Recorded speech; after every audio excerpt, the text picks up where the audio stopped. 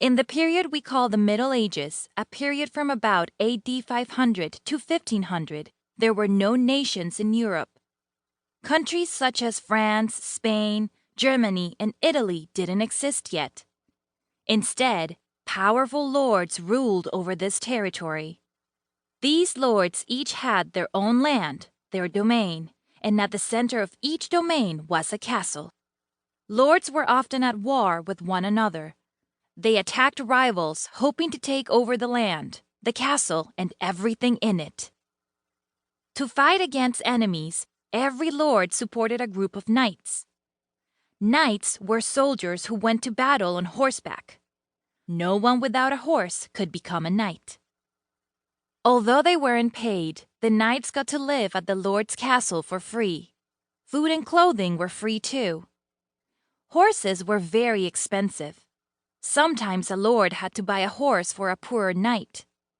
Knights fought in protective gear called armor. A suit of armor cost a lot to make. Often, the lord had to pay for knights' armor as well. Knights, along with foot soldiers and archers, people who fight with bows and arrows, help defend the lord's castle against attacks. Or, if the lord wanted, they went on attack hoping to seize another lord's castle and land. Who farmed all the lord's land?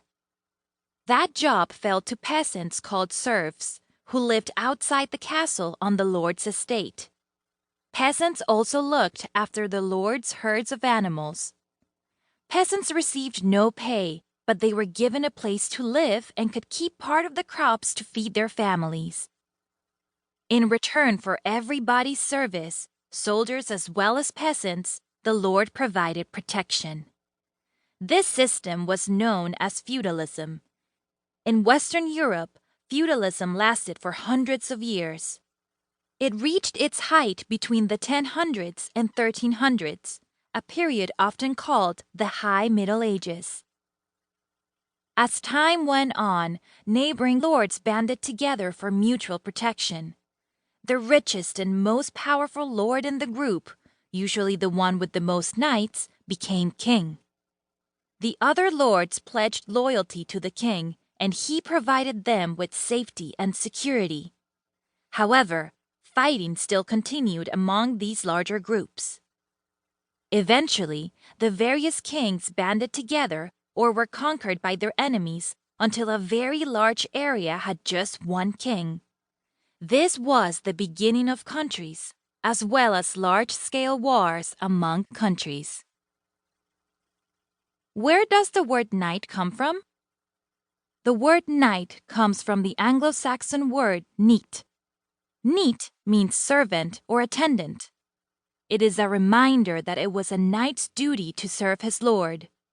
He had to be ready to go to battle whenever his king or lord called on him.